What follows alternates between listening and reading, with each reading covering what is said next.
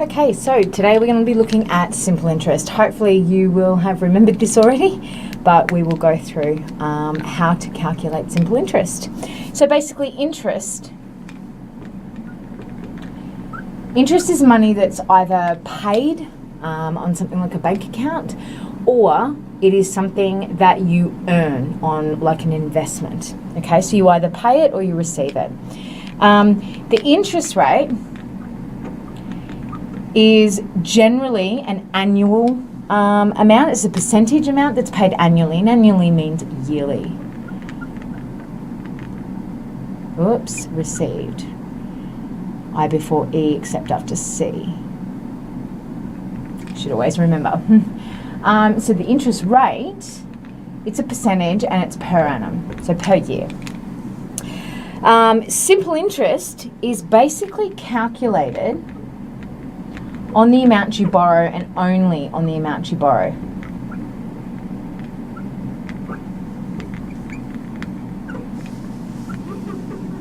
Or on the amount you invest.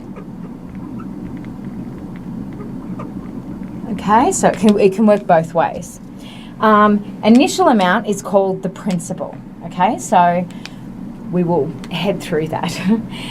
Now, basically, our formula is, let's switch it up. So interest, so we can write interest as an I, or we can SI. Interest is equal to PRT over 100.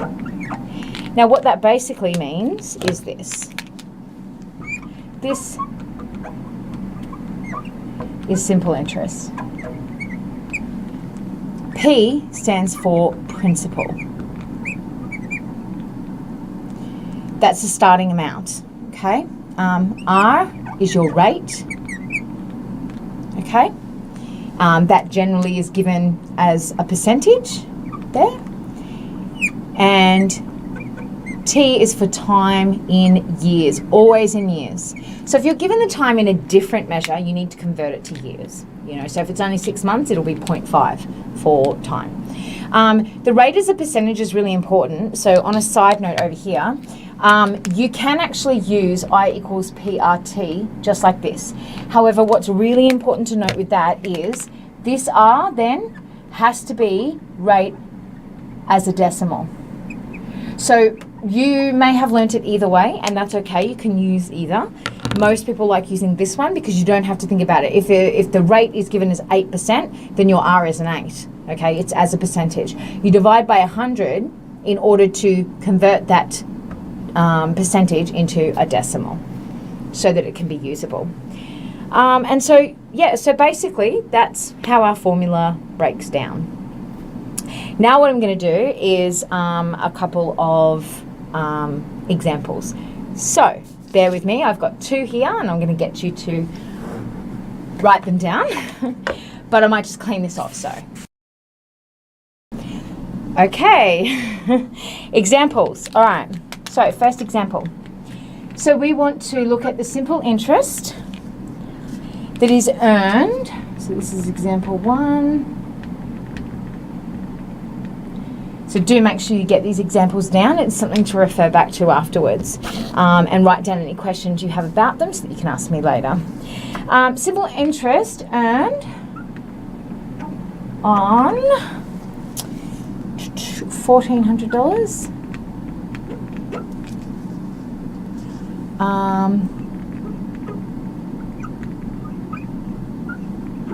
It's going to be invested for 2 years at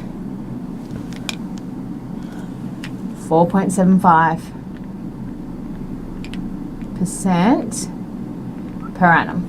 So remember, PA is per annum, and that means per year. So annum, annually, yearly. It's all yearly. Okay, so the first thing I need to do is write my rule. So I equals PRT over 100. So straight away, that's K1. Okay, that's your rules and formulas. Next, I'm going to sub in. So I need to identify. So along here, I might actually identify. So interest is unknown. Principal is the amount I start with. I either borrow or invest, so is $1,400. Rate is 4.75. And time, 2 years. Remembering time needs to be in years, so luckily it's already given in years.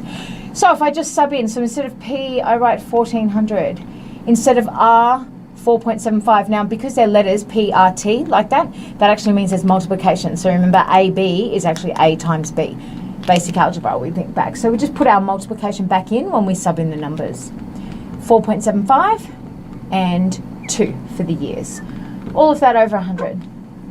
So then basically from there, I'm just going to calculate that in my calculator. I'm going to punch that straight in and divide over 100. Remembering this one is my K2, that's my subbing in, my working out. And when I put it in the calculator, I end up with 133.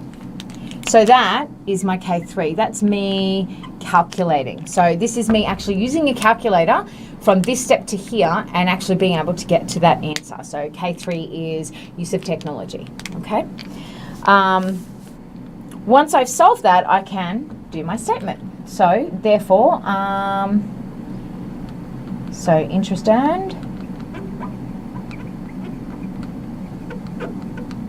would be, oh, that's a terrible B, would be $133. Okay? And that there gives me M3. Okay, that's my informed statement. So I am being, this is the statement that has been informed by my working. Okay? So that's number one. Number two. Okay, so example 2, let's make this fit in. Might have to do it in 2 sections. So example 2, I'm going to look at simple interest payable on, let's see, on a loan of $12,150 over 18 months at 6.5% per annum. Now, if you are given an interest rate, this is really important to note, if you're given an interest rate and it doesn't actually say per annum or anything, you assume that it's yearly. Okay, so most of them are yearly anyway, but if it's not actually clarified, you assume that it's per annum. Okay, so again, first thing I'm going to do this one in pink, I think, make it stand out. So first thing, my K1, I write my rule. So I equals, actually, sorry, I need to leave space to actually put them in. I equals P R T over 100. And then I need to just sort of identify. So interest, that's actually what I'm trying to find. That's unknown. The principal, well, the loan was $12,250. My rate is 6.5%, so that's 6.5. And time is 18 months. Now, 18 months, which equals 1.5 years. So I need to actually show, change that up to years.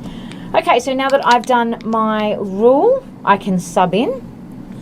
So my principal will become 12,250, sorry, by 6.5 by 1.5 for time over 100. And I'm going to plug all that in, and I'm going to end up with 1,194 and 38 cents. Now I've actually rounded that. I should have written the whole thing to 2 decimal points. It's really important that I actually show that.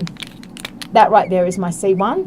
So my symbols, my rounding, my, this is my K3 here, K2. This is my K1, my rules, okay? This one is communicating, particularly if I'm doing a modelling and problem solving. This, this would form part of my sort of strategy. So this one's also my sort of K1, K2. And then I can write my statement, which would normally be right down the bottom here, but I'm just going to write it over here. So the interest payable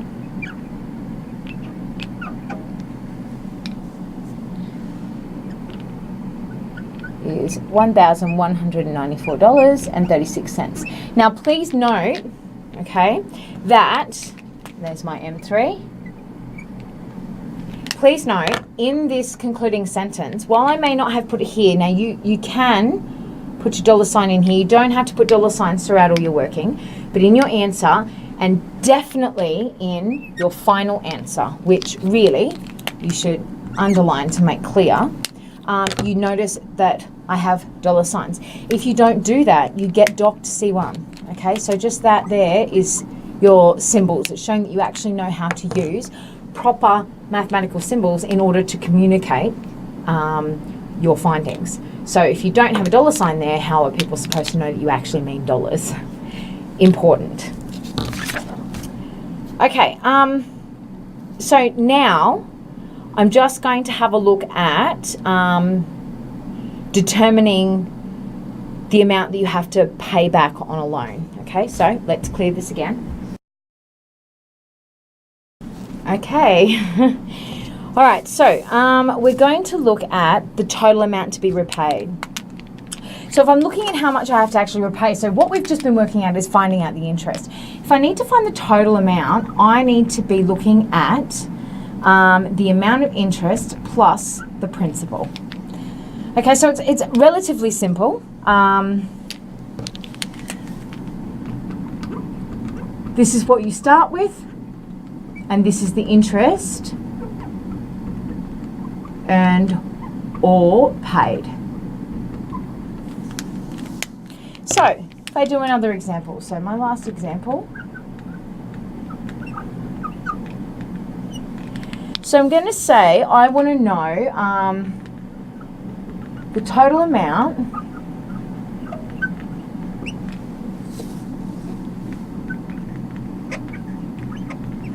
payable on a car loan of $25,000. Nice car.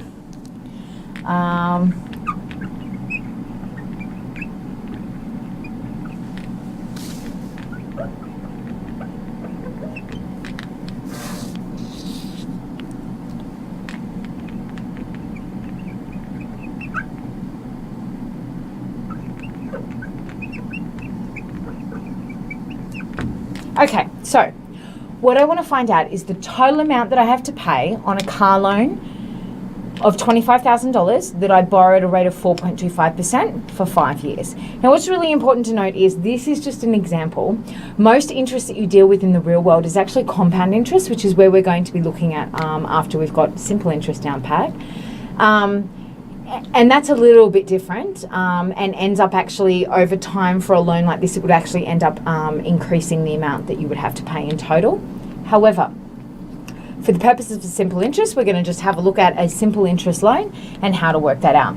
So to begin with, you just need to work the interest out. So we don't know what the interest is. We know the principal is $25,000. We know the rate is 4.25. And the time is 5 years. So I write my formula, PRT over 100. And then I sub in, so 25,000 by 4.25 by 5 over 100. And I end up with 5,312 and 50 cents. So that's the interest payable, okay? But that's not answered the question yet. All I've done is the first step. So looking at that, I know if I'm finding the total amount, first I have to find the interest that I have to pay on the loan. Then I need to look at using this formula. So the total amount payable is going to be the interest plus the principal. So the interest is what we just worked out. And the principal is your $25,000 that you borrowed initially to buy the car. When we add that, we get 30,312 and 50 cents. So therefore,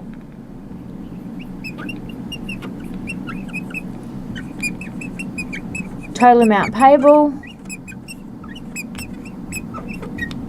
is, and I do shorten these sentences for the purposes of the video, $30,312.50. Yeah? And that is how we find total amount. Remembering that we're still hitting all our criteria. So K1 here, K2 where we've subbed in, K3 where we've used our calculator to calculate. Down here our K1, again our K2, our K3 down here. This here is our informed statement, informed by all of this working. And using our symbols, putting our equals in a line, you know, aligning them off to the left, that's C1. Up here showing our strategy, our rule, the things that we've identified, all part of the criteria, all things that you're marked on. Okay, so make sure that you are confident with simple interest and that you know how to work out interest and how to work out the total amount payable on a loan or the total amount earned for an investment, which works the same way as what we've just done here.